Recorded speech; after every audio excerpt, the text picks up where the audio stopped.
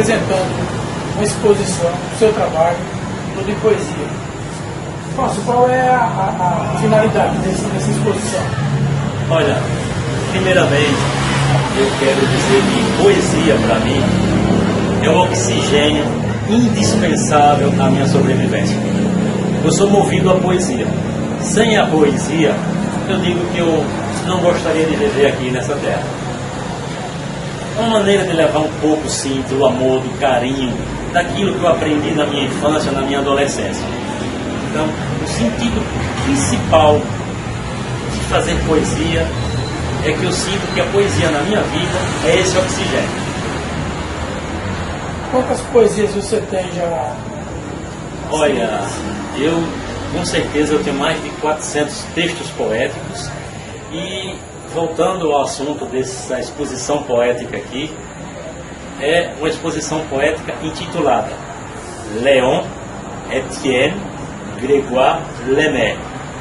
Isso é uma homenagem ao Padre Gregório de Nossa Senhora da Glória e uma homenagem também ao Padre Etienne Lemaire, morador vivo aqui da cidade de Propriá. São duas pessoas importantíssimas na minha formação, e o Padre Gregório por si só já era poesia. Era um amante da música clássica, um amante de Jean Sebastian Bach. O Padre Etienne não se fala, um amante da leitura, um amante da música clássica.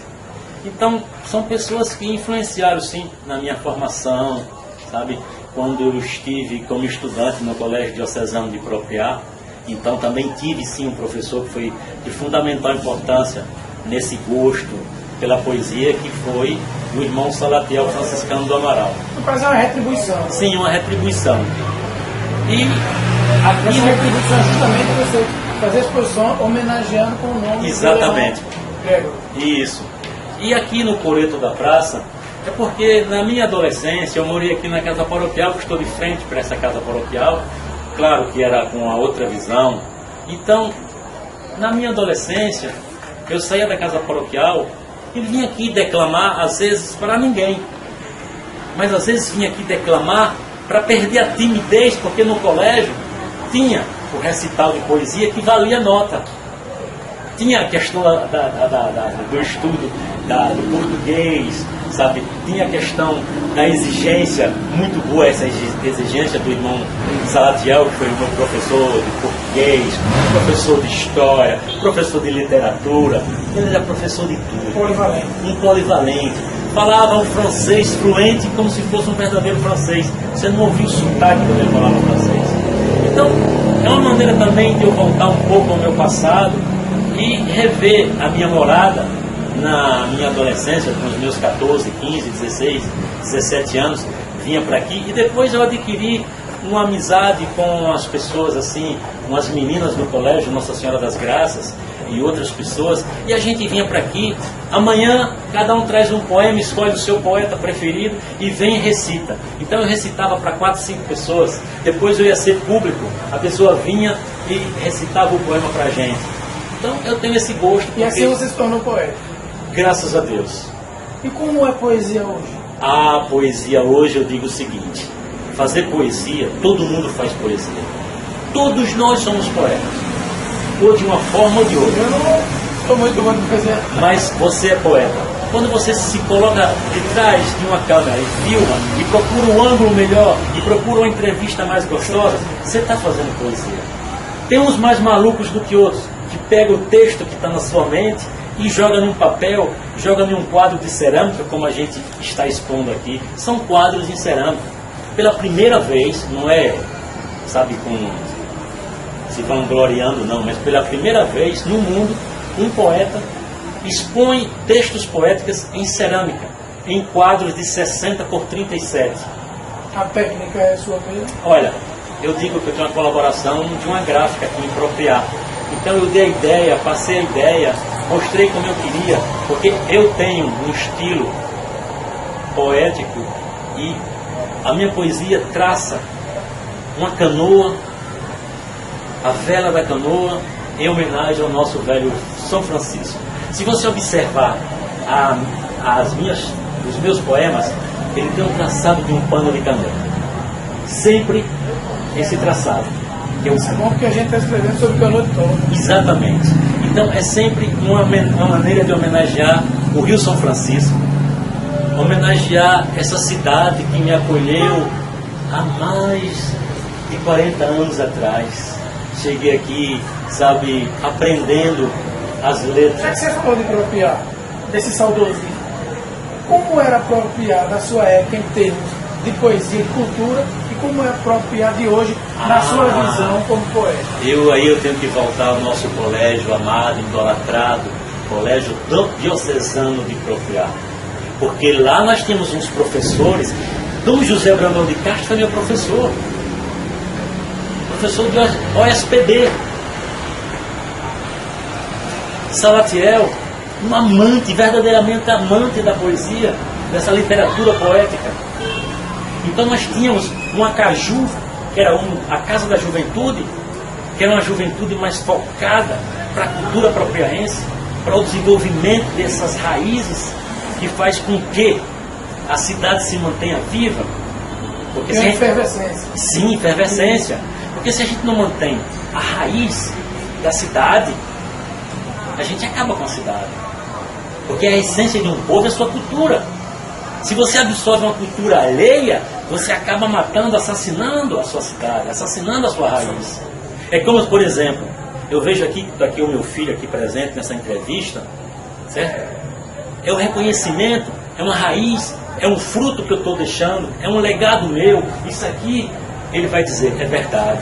Meu pai era amante disso. Ele pode até, talvez, no futuro dele, não ser um apaixonado pela poesia, mas ele vai dizer, meu pai amava o que fazia. Então voltar a se apropriar das grandes enchentes, que eu ainda vi 2 grandes enchentes aqui, que eu retrato em um dos meus textos poéticos. O meu grande beijo, o meu primeiro grande beijo de amor foi numa enchente do Rio São Francisco. Então isso você não esquece. Isso é uma coisa que fica encravada em você. Você leva consigo pro resto da sua vida. Mas onde tem que estar a diferença daquele tempo e hoje, em termos de poesia? Hoje é o seguinte, hoje eu digo que tem uma facilidade. A visão do poeta. Para mim, eu tenho mais facilidade de fazer poesia hoje do que antes. Antes era tudo escrito. Você tinha que já se jogar num papel para escrever. Você tinha que ter um rascunho. Você tinha que depois melhorar o texto para depois você publicar esse texto. Hoje você tem a tecnologia que facilita.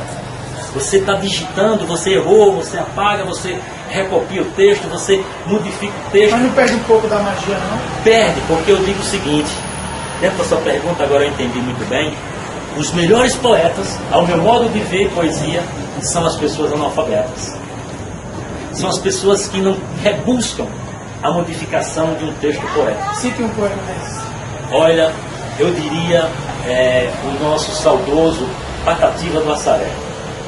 Certo? Então, quando você vê a maneira como o cidadão recita os seus textos poéticos, como ele cria a sua melodia poética, você diz, meu Deus, se ele não fosse bom, verdadeiramente bom, Fagner não encantava com as melodias de Patativa do Assaré. Aqui em Propriar nós temos poetas analfabetos. E o intuito disso é a gente buscar esses poetas analfabetos e que eles possam também publicar os seus textos belíssimos. E nós temos uma riqueza poética em Propriar muito grande, mas está lá escondida, tímida, sem a coragem de se expor, sem dar a cara para bater. Aqui eu estou botando a minha cara a tapa, como a gente usa na linguagem popular. Aqui sou eu. Aqui eu falo da minha alegria, aqui eu falo do meu choro, falo da tristeza, falo do passado de Propriar, como também falo do presente. Nós temos hoje universidades em Propriar, nós temos um crescimento tecnológico, sim, até um certo ponto em Propriar.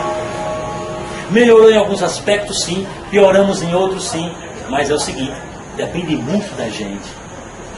Quem constrói uma cidade é cada um, o seu povo. Pergunta de cunho político para a gente fazer mais finalizado.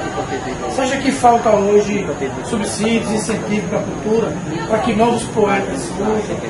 Eu digo que sim, porque infelizmente todas as secretarias municipais, estaduais, as verbas são quase verbas falidas. Limitadas, verbas falidas. Você pega uma verba para aplicar num projeto, às vezes não dá nem para começar o projeto. E como colocar esse projeto em foco, que ele possa caminhar, que ele possa realmente levar esse foco desse projeto à comunidade. Eu tiro por isso aqui. Eu tenho apoio aqui da Prefeitura Municipal de Propriá, juntamente com a Secretaria Municipal de Cultura e Esportes, certo? Mas a gente sabe das dificuldades hoje de todos os municípios, não somente de Propriá. Agora, é uma ousadia minha, é um amor que eu tenho, uma poesia. Eu não quero deixar de fazer aquilo que eu gosto, porque aí eu estou entregando, desculpa a expressão, ao bandido, sabe? O amor que eu tenho. Eu não posso deixar que esse amor morra dentro de mim. Eu estarei morrendo se eu deixar de fazer isso que eu gosto. É como você renunciar a um filho. Você renuncia a um filho? Poesia, cada um que a gente faz é um filho que a gente está parindo. Isso é poesia. E você pretende levar essa exposição adiante? Ah, sim. Graças a Deus, eu quero aqui dizer que eu tenho um convite para expor na cidade de Japoatã. Vou expor também na cidade de Porto do Colégio. Vou estar dia 12 de dezembro na cidade de Nossa Senhora da Glória, lá no aniversário da Academia de Letras de Nossa Senhora da Glória. Exatamente. Então, é uma grande honra eu voltar à minha terra natal, aonde eu nasci, e expor poesia na terra onde eu nasci. No caso, Nossa Senhora da Glória. Isso, exatamente. Eu fui também homenageado dia 27 de setembro em Nossa Senhora da Glória, na emancipação política da cidade. Teve o primeiro encontro de escritores glorienses. Então, teve um texto poético que fala sobre a Madre da Glória, que é um texto poético que fala da patronesa, da patrona, da protetora, da nossa querida, antigamente, Boca da Mata. Então, é um poema que eu fui para a procissão, acompanhei a procissão com meu filho, e cheguei em casa e fiz esse poema em homenagem à cidade que eu nasci e em homenagem também à Nossa Senhora, que é a padroeira de Nossa Senhora da Glória. Para finalizar mesmo, escolha uma poesia sua e declame aqui. Olha, eu gostaria de declamar um poema que, na verdade, iria simbolizar um amor efervescente que eu tenho, mas ele na verdade está em francês. É um poema dedicado ao meu filho Pedro Rossi. Mas eu gostaria de declamar um poema que fala sobre a cidade aonde eu nasci.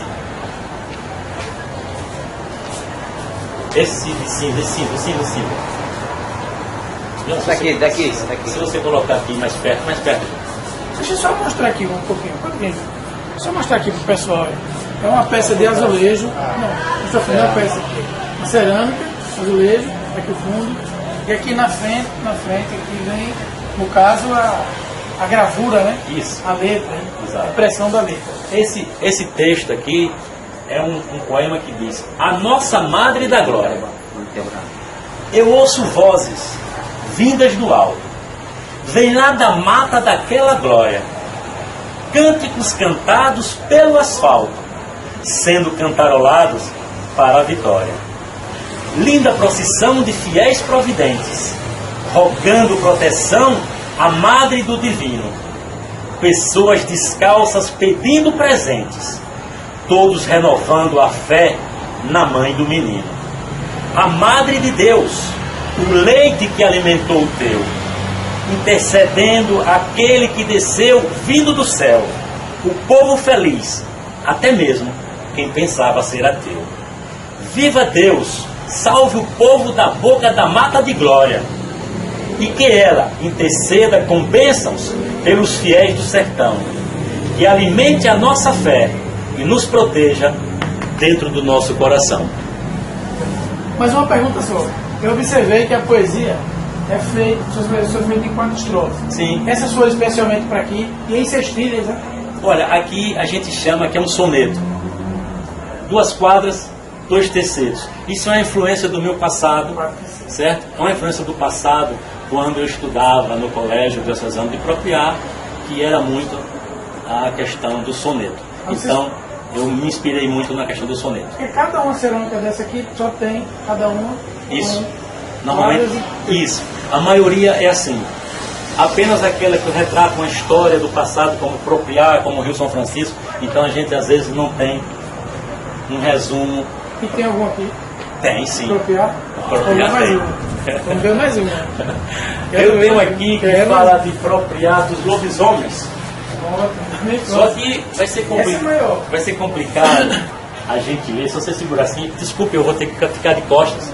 E do seguinte: Propriar dos lobisomens. Propriar das batalhas aqui existentes entre portugueses contra holandeses. Propriar do urubu e urubu de cá de baixo. E da nossa antiga estação do trem a vapor.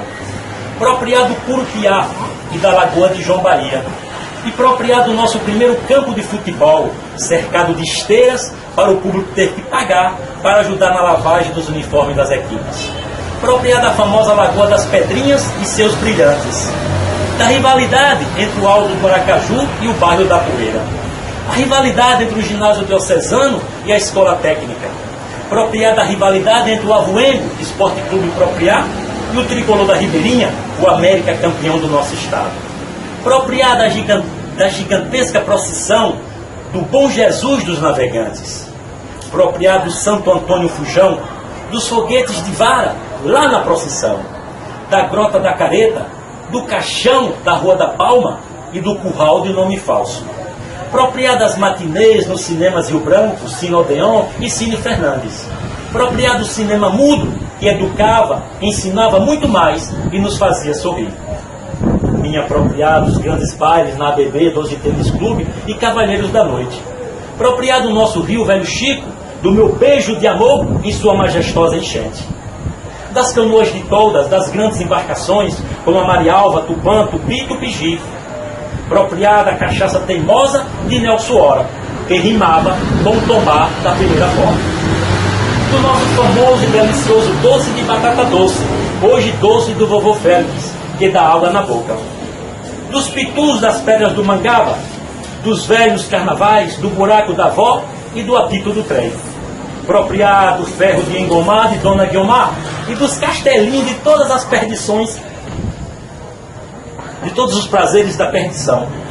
Propriar do ferro de engomar, vou repetir, de Dona Guiomar e dos castelinhos de todos os prazeres da perdição. Propriar de Dom José Brandão de Castro, que foi até notícia nas bandas de lá da Roma do Vaticano. É propriar. Ainda viajaremos nas águas, nas asas do seu saber. Quem bebeu de suas águas, jamais lhe esquecerá. Essa é a história pura. Sim. Eu já vi o programa com a Amorim. Parabéns. Obrigado.